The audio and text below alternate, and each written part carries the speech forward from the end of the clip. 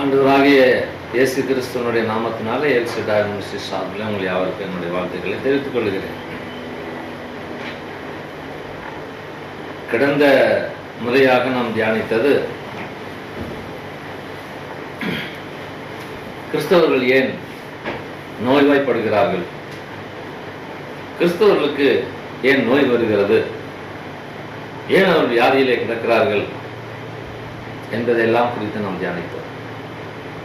இந்த நாளிலும் கூட சிலருக்கு இப்படிப்பட்ட ஒரு கேள்வி, கர்த்தர் அன்பாக இருக்கிறார் என்று சொல்லிதான் நாம் பார்க்கிறோம், தேவன் அன்புள்ள தேவன் என்று சொல்லிதான் நாம் பார்க்கிறோம். உண்மையான வார்த்தை தான். அவருடைய கரத்தின் கிரியைகளாக தான் ஆம் இருக்கிறோம் என்று சொல்லி பார்க்கிறோம்.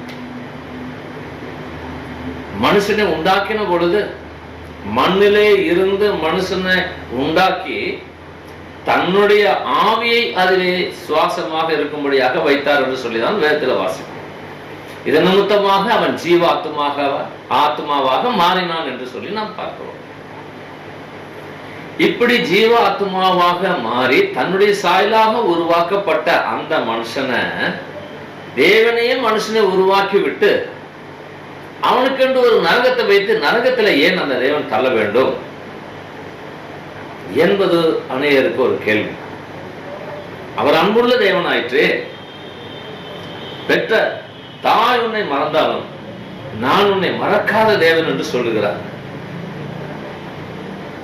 நானே உன் பரிகாரியாகிய கர்த்தர்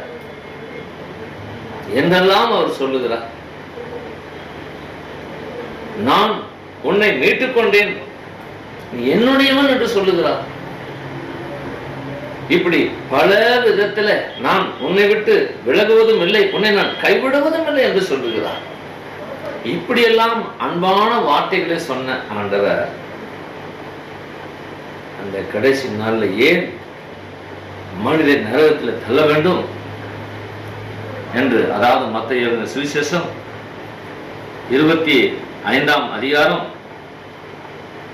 அதிலே வாசித்து விட்டு சிலர் கேட்ட கேள்வி, 25ஆம் அதிகாரத்துல 41வது வசனம், அப்பொழுது இடது பக்கத்தில் நிற்பவர்களை பார்த்து அவர், சபிக்கப்பட்டவர்களே, என்னை விட்டு பிசாசுக்காகவும் அவன் தூதர்களுக்காகவும் ஆயத்தம் பண்ணப்பட்டிருக்கிற நித்திய அக்னியிலே போங்கள் என்று சொல்லுவாராம். இங்கு தெளிவான ஒரு வார்த்தை நாம் பார்க்கிறோம். கடவுள் நமக்காக நரகத்தை உண்டாக்கவில்லை என்பதை குறித்து நாம் அங்க காண முடிகிறது. பிசாசுக்காகவும் அவனுடைய தூதர்களுக்காகவும் ஏற்படுத்தப்பட்ட அக்னியிலே தள்ளப்படுவார்கள் என்று சொல்லி நாம் பார்க்கிறோம். ஒரு விஷயம் வாசித்து காட்டுகிறேன். அப்பொழுது இடது பக்கத்தில் நிற்பவர்களை பார்த்து அவர், சபிக்கப்பட்டவர்களே, என்னை விட்டு பிசாசுக்காகவும் அவன் தூதர்களுக்காகவும் ஆயத்தம் பண்ணப்பட்டிருக்கிற நித்திய அக்னியிலே போங்கள் என்பாராம். பிசாசுக்காகவும் அவனுடைய தூதர்களுக்காகவுமே அந்த நரகத்தை அவர் ஆயத்தம் பண்ணினார் என்று சொல்லிதான் வேதம் நமக்கு தெளிவாக சொல்லுகிறதை காண முடிகிறது. இந்த பிசாசுகள் யார்? ஒரு காலத்திலே தேவதூதர்களாய் இருந்தவர்கள்,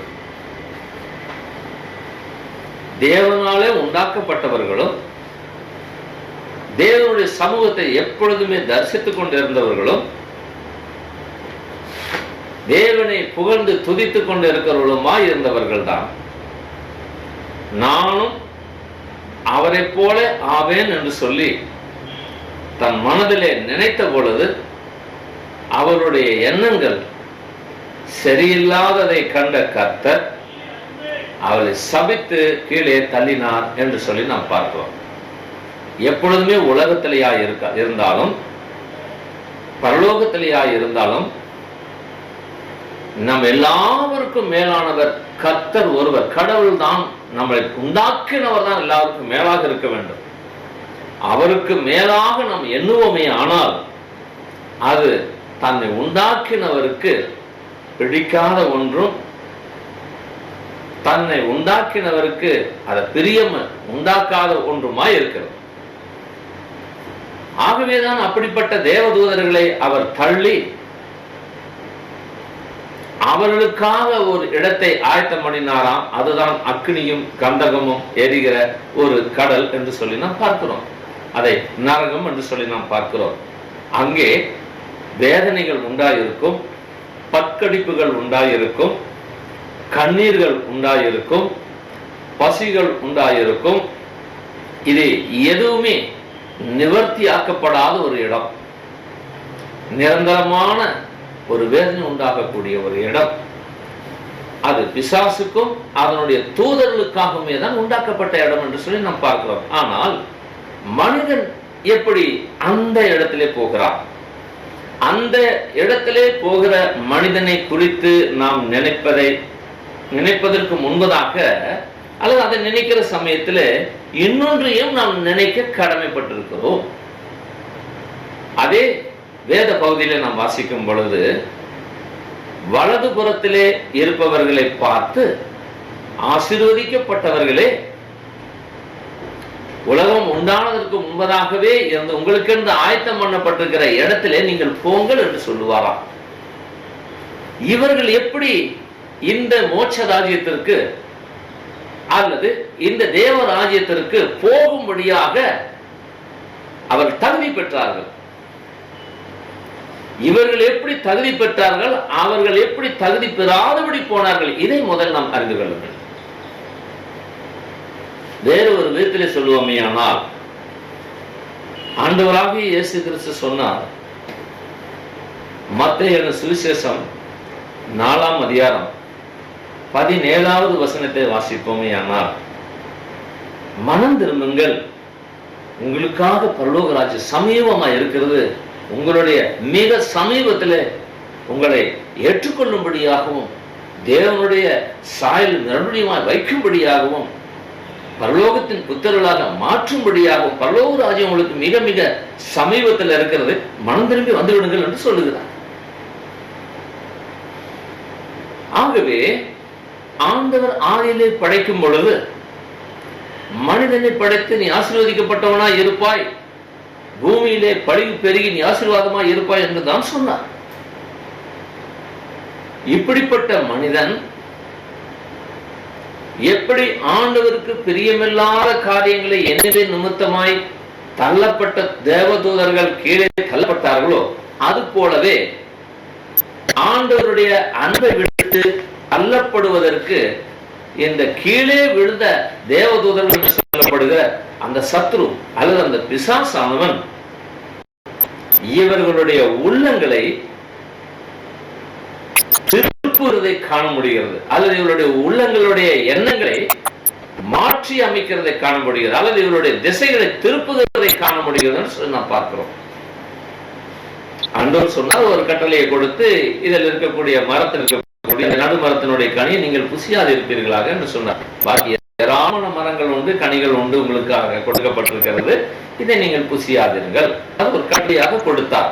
அவரை நேசிக்கிறார்களா இல்லையா என்பதை காண்பதற்காக தன்னை படைத்த கடவுள் நாம் எப்படி நம்மளுடைய பிள்ளைகள் நம்மளுடைய இடத்துல எப்படி சந்தோஷமா இருக்க வேண்டும் என்பதை எண்ணும் பொழுது, தன்னுடைய பிள்ளைகள் நமக்கு கீழ்ப்படியும் பொழுது தகப்பன் சந்தோஷப்படுகிறானோ, எப்பொழுது கீழ்ப்படியாமல் போகும் பொழுது தகப்பன் துக்கப்படுகிறானோ, அல்லது வேதனைப்படுகிறானோ, அல்லது வருத்தப்படுகிறானோ, அல்லது தண்டிக்கிறானோ, அவன் மறுபடியும் திருந்த வேண்டும் என்று எண்ணுகிறானோ, அதே போலதான் ஆண்டவரும் செய்கிறார். அவருக்கு நாம் கீழ்ப்படியும் பொழுது அவரை நான் சந்தோஷப்படுகிறேன், அவரை நான் சந்தோஷப்படுத்துகிறேன், அவர் மீது நான் அன்பு காட்டுகிறேன் என்பதுதான் பொருள்.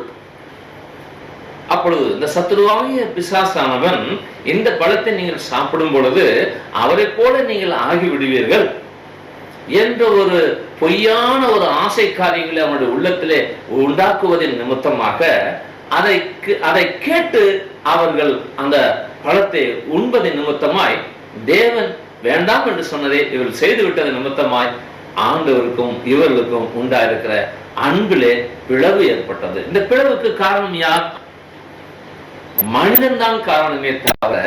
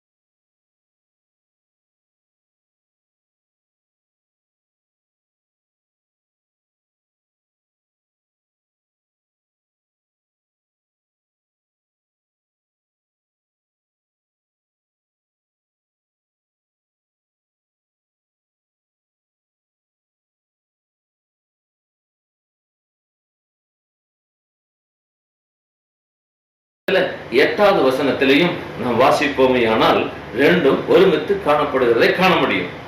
பிசாசனுடைய கிரியைகளை அழிப்பதற்காகவே தேவகுமாரன் வெளிப்பட்டார் என்று சொல்லி 1 யோவான் 3ஆம் அதிகாரத்துல 8வது வசனத்தில் நாம் காண முடியும்.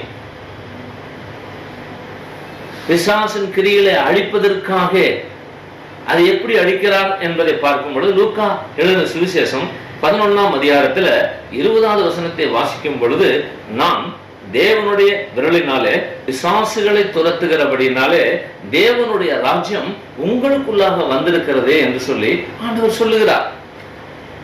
இப்ப பாவியில் இருந்த மனுஷன், பாவ உலகத்துல ஜீவிக்கிற மனுஷன், இருளுக்குள்ளாக கிடந்த அந்த மனுஷனை ஆண்டவராகிய இயேசு கிறிஸ்து உனக்காக நான் ரத்தம் சிந்தி உன்னை மீட்டுக் கொள்ளுகிறேன் என்று சொல்லுவதை ஏற்றுக்கொள்ளுவதன் நிமித்தமாக உடனே அவனுக்குள்ளாக இருக்கிற சத்துருவையும் அதுவரைக்கும் அவனை நடத்தி வந்த பிசாசையும் அவனிடத்திலிருந்து துரத்துகிறாராம்.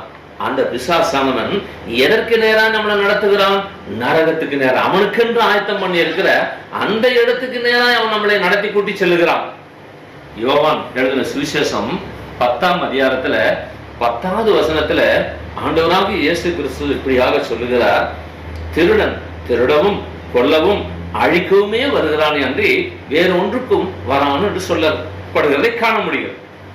அநேகருடைய வாழ்க்கையில உபத்திரவத்தின் மேல உபத்திரமும் பாடுகளின் மேல பாடுகளும் இப்படி பலவிதமான காரியங்கள், உலக காரியங்களை நேசிப்பதன் மூலமாய் மன உளைச்சல்களும் ஏற்பட்டு அவனை மரணத்துக்கு தள்ளிவிடுகிறான்.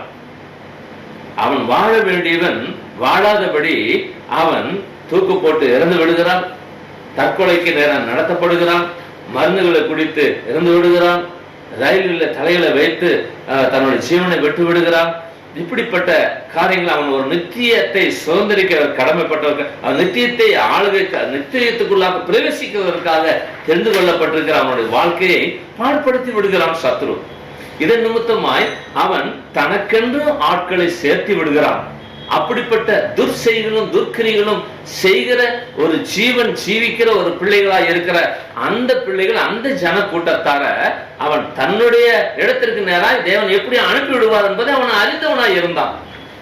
இவர்களுக்கு இப்படிப்பட்ட ஒரு வாழ்க்கை வாழும் பொழுது நிச்சயமாய் அவர்கள் தேவராஜ்யத்தில் பிரவேசிக்க முடியாதபடி அவர்கள் நரகத்திற்குள்ளாக தான் தள்ளப்படுவார்கள் என்பதை அறிந்த சத்ரு இன்றைக்கு உலகம் முழுவதும் மோசம் போக்கி கொண்டிருக்கிறான் என்று சொல்லி நாம் பார்க்கிறோம். வேதத்தில் வாசிக்கும் போது உலகம் முழுவதையும் மோசம் போக்குகிற பிசாசு என்று சொல்லி வெளிப்படுத்துற விசேஷம் 12ஆம் அதிகாரத்தில் வாசிக்க முடியும். உலகம் முழுவதையும் அவன் மோசம் போக்கி கொண்டிருக்கிறானா? அதே சமயத்தில் தான் உலகம் முழுவதையும் ரட்சிக்கும்படியாக இயேசு கிறிஸ்து வந்தார் என்று சொல்லி நாம் வேதத்தில் வாசிக்கிறோம். மத்தேயு சுவிசேஷம் 1ஆம் அதிகாரம் 21வது வசனத்தில் நாம் வாசிக்கும் பொழுது உலகம் முழுவதையுமாய் அவர் ரட்சிக்கப்படும்படியாக, உலகம் முழுவதும் ரட்சிப்புக்குள்ளாக வந்து எல்லா மனுஷனும் தேவராஜ்யத்தை சுதந்திரிக்க வேண்டும் என்பதற்காக தான் இயேசு கிறிஸ்து 3 ஆண்டில 6 மணி நேரம் தொங்கி தன்னுடைய ரத்தத்தை எல்லாம் சிந்தினார் என்று சொல்லி நாம் பார்க்கிறோம். அந்த மரணத்துல நம்மளுடைய வியாதிகளையும் நம்முடைய நோய்களையும் நம்மளுடைய பாவங்களையும் கூட அவர் சுமந்து தீர்த்து விட்டார் என்று சொல்லி நாம் பார்க்கிறோம். இன்னொரு விதத்துல ஆண்டவர் இன்னும் நாம் நரகத்திற்கு செல்லாதபடி அல்லது பிசாசின் மார்க்கத்தை அல்லது பிசாசை பின்தொடர்ந்தவர்களாய் நரகத்தின் மக்களாய் ஆகிவிடாதபடி இருப்பதற்காக தன்னுடைய குமாரன் மீது உங்களுடைய அல்லது என்னுடைய நம்முடைய பாவங்களை அவர் சுமத்தினார் என்று சொல்லி நாம் பார்க்கிறோம். 2 கொரிந்தியர் 5ஆம் அதிகாரத்துல கடைசி வசனத்தை நாம் வாசிப்போமேயானால் அங்கே தேவனுடைய வார்த்தை இப்படியாக சொல்லுகிறதை நாம் காண முடியும். ஆண்டவர் நாம் நரகத்திற்கு செல்லக்கூடாது என்பதற்காக பலவிதமான வழிமுறைகளை நமக்கு வைத்திருக்கிறார். இதை அறியாத அல்லது அறிந்தும் ஏற்றுக்கொள்ளாதவர்கள் தான் முடிவிலே நரகத்தின் பிள்ளைகளாக மாறிவிடுகிறார்கள். அந்த 2 கொரிந்தியர் 5ஆம் அதிகாரத்துல கடைசி வசனம், நாம் அவருக்குள் தேவனுடைய நீதியாகும்படிக்கு பாவம் அறியாத அவரை நமக்காக பாவம் ஆக்கினார். இயேசு கிறிஸ்துவனுடைய பிறப்பில பார்க்கும் பொழுது அதை பரிசுத்தர் என்று சொல்லி நாம் பார்க்கிறோம். உன்னதத்தில் உள்ள பெலனானவர் உன் மீது மரியாள் மீது தரிப்பிக்கப்படும் அல்லது அவருடைய நிழலிடுவார். அப்பொழுது உனக்குள் உருவாகுவது அல்லது உனக்குள் இருந்து பிறப்பது அது பரிசுத்தம் எனப்படும் என்று சொல்லி நாம் பார்க்கிறோம். இப்படியாக அந்த பரிசுத்தரா இருக்கிற பரிசுத்தத்திலேயே வாழ்ந்து பரிசுத்தமாய் ஜீவித்து பாவிகளுடைய பாவங்களை எல்லாம் மன்னிக்கிறவராய் இருந்த அந்த இயேசு கிறிஸ்துவை பாவம் ஆக்கினார் என்று சொல்லி வேதத்துல வாசிக்கிறோம். பிதாவாகிய தேவன் குமாரன் என்ற நாமத்தில் வந்த அந்த இயேசு கிறிஸ்துவை நமக்காக பாவங்களை சுமக்கும்படியான ஒரு பாதையிலே அனுமதித்தார். இதை இன்னும் நன்றாக விளங்கிக் கொள்ள வேண்டும் என்றால் எசாயா தீர்க்கதரிசன புஸ்தகம் 53ஆம் அதிகாரத்துல 4, 5 வசனத்தையும் 10வது வசனத்தையும் நாம் வாசிப்போமேயானால் நாம் காண முடியும். அங்கே நம்மளுடைய அக்கிரமங்களை எல்லாம் அவர் சுமந்து கொண்டார். காரணம், நமக்கு சமாதானம் இல்லை. யாருக்கு சமாதானம் இருக்காது? இன்னைக்கு நான் செத்தா பரலோகம் போறேன்ற நிச்சயம் இல்லாதவனுக்கு சமாதானம் இருக்காது. துன்மார்க்கனுக்கு சமாதானம் இல்லை என்று சொல்லி வேதத்தில் வாசிக்கிறோம். ஆகவே இன்றைக்கு நான் செத்தா பரலோகம் போய்விடுவேன், தேவனுடைய ராஜ்யத்தில் நான் சுதந்திரிப்பேன், எனக்கு அங்கே இடம் உண்டு என்று சொல்லி நினைக்கிறவர்களுக்கு ஒருபோதும் துக்கம் உண்டாயிருக்க வாய்ப்பில்லை. அவர் மரிப்பதற்கும் கூட இறப்பதற்கும் கூட அவர்கள் கவலைப்பட மாட்டார்கள். ஆண்டவருடைய நாமத்தின் நிமித்தமாய் தன்னுடைய ஜீவனை கொடுப்பதற்கு கூட அவர்கள் சந்தோஷமாய் இருப்பார்கள். ஆனால் துன்மார்க்கனுக்கோ மரண பயம் ஏற்படும், துன்மார்க்கனுக்கோ சமாதானம் இல்லை, துன்மார்க்கனோ தேவனில்லை என்று சொல்லுகிறான்னு சொல்லி நாம் பார்க்கிறோம். ஆகவே தன்னுடைய இஷ்டம் போல ஜீவிக்கிற ஒரு ஜீவிதம் உள்ள ஒரு மனுஷனுடைய மரணம் சத்ருவினாலே ஏற்படுத்தப்படுகிற ஒரு நல்ல மார்க்கம் அல்லாதபடி ஒரு தீய மார்க்கத்திலே நம்முடைய மரணம் அடையும்படியாக செய்வார். ஆகவேதான் வெளிப்படுத்துகிற விசேஷம் 14ஆம் அதிகாரம் 13வது வசனத்தை நாம் வாசிப்போமே. ஆனால் இது முதல் கர்த்தருக்குள் இயேசு கிறிஸ்துவுக்குள் மரிக்கிறவர்கள் பாக்கியவான்கள். இது முதல் கிறிஸ்துவுக்குள் மரிக்கிறவர்கள் பாக்கியவான்கள் என்று சொல்லப்பட்டிருக்கிறது. அதனுடைய அர்த்தம் என்ன? அவரை ஏற்றுக்கொண்டு அவர் சொல்லுகிற போதனையின் பிரகாரமாக நம்ம ஜீவித்து நம்முடைய மரணத்தை நாம் இந்த உலக வாழ்க்கை முடிப்போமே. ஆனால் நமக்கு பரலோகத்துல இடம் உண்டு என்று சொல்லி ஒவ்வொரு மனுஷனுடைய எல்லா மனுஷனுக்கும் உண்டாயிருக்கிற பாவங்கள் சாபங்கள் எல்லாவற்றையும் சுமந்து தீர்க்கும்படியாக தான் தன்னுடைய குமாரன் இந்த உலகத்துக்கு அனுப்பினார். அந்த குமாரனாகி இயேசு கிறிஸ்து இந்த உலகத்துல வந்து 2000 ஆண்டுகள் ஆயும் கூட இன்னும் எத்தனையோ பேர் அவரை மனப்பூர்வமாய் ஏற்றுக்கொள்வதற்கு தயக்கம் ஏன்? அவரை மனப்பூர்வமாய் ஏற்றுக்கொள்வதற்கு என்ன கலக்கம்? நம்மிடத்திலிருந்து ரத்தம் கேட்கிறாரா? இல்ல. நம்மிடத்திலிருந்து சொத்துக்களை கேட்கிறாரா? இல்ல. நம்மளுடைய ஜீவனை கேட்கிறாரா? இல்ல. எதுவுமே இல்லை. நம்மளுடைய கலங்கி போன குழம்பி போன தெளிவில்லாத இருளடைந்த அந்த இருதயத்தை தான் அவர் நமக்கு கேட்கிறார். அப்படிப்பட்ட இயேசு கிறிஸ்துவின் இடத்துல வந்து நம்முடைய இருதயத்தை ஒப்பு கொடுக்கும் பொழுது, நம்முடைய குற்றங்களை மன்னித்து நம்முடைய குறைகளை மன்னித்து, உனக்காக தான் நான் ரத்தம் சிந்தி நீ பட வேண்டிய பாடுகளை நான் அனுபவித்து விட்டபடினாலே இனிமேல் நீ நல்ல ஜீவிதம் ஜீவி, நீ சந்தோஷமாயிரு, சமாதானமாயிரு என்று சொல்லி தன்னுடைய ஆவியை நம்முடைய உள்ளங்களில் அவர் வைக்கிறார். அதற்கு பிற்பாடு நாம் அருமையான தேவனுடைய ஒரு மார்க்கத்தில் நாம் நடக்க ஆரம்பிக்கிறோம். இந்த உலகத்துல நரக நெருப்புகளுக்கு நாம் தப்பி நடக்க முடியும், பிசாசனுடைய வழிமுறைகளுக்கு நாம் தப்பி நடக்க முடியும். உதாரணமாக எபேசியர் நிருபம் 2ஆம் அதிகாரத்துல 1 to 5 வரைக்குள்ள வசனங்கள் நாம் வாசிப்போம். ஆனால் முன்னொரு காலத்துல நாம் பாவத்துல மரித்தவர்களாய் கிடந்தோம் என்று சொல்லி பார்க்கிறோம். அந்த நாளில பிசாசனுடைய ஆவினால, கீழ்ப்படியாதனுடைய ஆவினாலே நாம் நடத்தப்பட்டோம் என்று சொல்லி தெளிவாய் பார்க்கிறோம். இப்பொழுதோ இயேசு கிறிஸ்துனுடைய கிருபையினால் நாம் ரட்சிக்கப்பட்டோம் என்று சொல்லி நாம் பார்க்கிறோம். இப்படிப்பட்ட ரட்சிப்பை அவர் செய்து முடித்து விட்டார். இதை நாம் விசுவசிக்கும் பொழுது, இதை நாம் ஏற்றுக்கொள்ளும் பொழுது நரகங்களுக்கு நம்ம தப்புகிறோம். ஆண்டவர் நமக்காக நரக நெருப்பிலிருந்து காப்பாற்றப்படுவதற்காக எல்லா மார்க்கத்தையும் அவரே செய்து விட்டார். இதை நாம் விசுவசித்தாலே போதும், நரக நெருப்புக்கு நாம் தப்ப முடியும். ஆண்டவர் அன்புள்ளவர் தான். அந்த அன்புள்ள ஆண்டவர் இந்த பூலோகத்துல வந்து என்ன செய்தார் என்பதை நான் தேடாதபடி அல்லது அறிந்து கொள்ளாதபடி அல்லது நான் வாஞ்சிக்காதபடி அவைகளை குறித்து ஒரு வெளிச்சம் காணாதபடி நான் போவதுதான் சரி என்று சொல்லி இன்னும் இருளின் ஆதிக்கத்திலே நாம் இருப்போமே. ஆனால் இன்னைக்கும் இன்னும் தொடர்ந்து அந்த பொல்லாத சத்துருவனுடைய வஞ்சகமான வழிகளில் நாம் நடந்து கொண்டு இருப்போமே. ஆனால் நிச்சயமாய் நம்மளுடைய முடிவு மரணம். அந்த மரணத்துக்கு பிற்பாடு நரகமாய்த்தான் இருக்கும். ஆனால் ஆண்டவருடைய நேசம், அவருடைய கேள்வி என்னவென்றால், எல்லாரையும் நேசிக்கிற கடவுள் தானே, அவர் ஏன் மனுஷனை நரகத்திலே தள்ள வேண்டும் என்று சொல்லி. நரகம் என்பது மனுஷனுக்காக உண்டாக்கப்பட்டதல்ல, அது பிசாசுக்கும் அதனுடைய தூதர்களுக்காக உண்டாக்கப்பட்ட இடம். ஆனால் பிசாசானவனும் அவனுடைய தூதர்களுமாய் சேர்ந்து கொள்ளாத இந்த உலகத்தில் இருக்கக்கூடிய அந்த சத்துருக்கள் தேவனுடைய சாயலால் உருவாக்கப்பட்ட மனுஷனை வஞ்சிக்கப்பட்டு அல்லது வஞ்சனைகளுக்கு நேராக நடத்தி வஞ்சகமான முறையில நம்மளை வஞ்சித்து அவனுடைய வழியிலே நடத்தி கொண்டு போய் கடைசியில நரகத்தின் பாதையில நம்மளை விட்டு விடுகிறான். இதுதான் நடக்கும் சம்பவம். ஆகவே இன்றைக்கு கேட்டுக்கொண்டு இருக்கிற தேவனுடைய பிள்ளைகளா இருந்தாலும் யாரா இருந்தாலும் இந்த கேள்விகளை கேட்டவரா இருந்தாலும் நரகத்திலே நீங்களும் நானும் தள்ளப்படுவது தேவனுடைய விருப்பம் அல்ல, தேவனுடைய சித்தமும் அல்ல. ஆனால் நாம தேடி தேவனுடைய வழிகளை விரும்பாதபடி அல்லது தேடாதபடி, அதை விரும்பியும் தேடியும் அதன்படி நடக்காதபடி நம் மனம் போல போட்டியிலே போடுவோம். ஆனால் நாம தான் அந்த நரகத்துக்கு நேரம் நடந்து சொல்லுகிறோம் அல்லது நம்மளை நடத்தி செல்கிற சத்துருவனுடைய வழியிலே நாம் வஞ்சிக்கப்பட்டு போகிறோம் என்பதுதான் அர்த்தம். அல்லாதபடி தேவன் யாரையுமே நரகத்தில் தள்ளுவார். அப்படி தள்ள வேண்டும் என்ற ஒரு சித்தம் அவருக்கு இருக்குமானால் இந்த பூலோகத்தில் அவர் பாடுபட வேண்டிய அவசியமே இல்லை. உங்களுக்காகவும் எனக்காகவும் பாடுபட்டு தன்னுடைய ரத்தத்தை சிந்தி அதன் நிமித்தமாய் பிதாவுக்கும் மனுஷனுக்கும், அதாவது பரலோகத்தின் தேவனுக்கும் மனுஷனுக்கும் உண்டாயிருந்த அந்த பெரிய தடுப்பு சுவர் என்று சொல்லப்படுகிற நடுசுவர், தடுப்பு சுவரை அவர் தகர்க்கும்படியாக வர வேண்டிய அவசியமே இல்லை. மனுஷனுக்கும் கடவுளுக்கும் உண்டாயிருக்கிற அந்த அன்பில ஏற்பட்டிருக்கிற அந்த விரிசல் அல்லது அன்பில ஏற்பட்டிருக்கிற அந்த துண்டிப்பை மறுபடியும் இணைப்பதற்காக தான் குமாரனாகிய இயேசு கிறிஸ்து இந்த பூலோகத்தில் வெளிப்பட்டார்.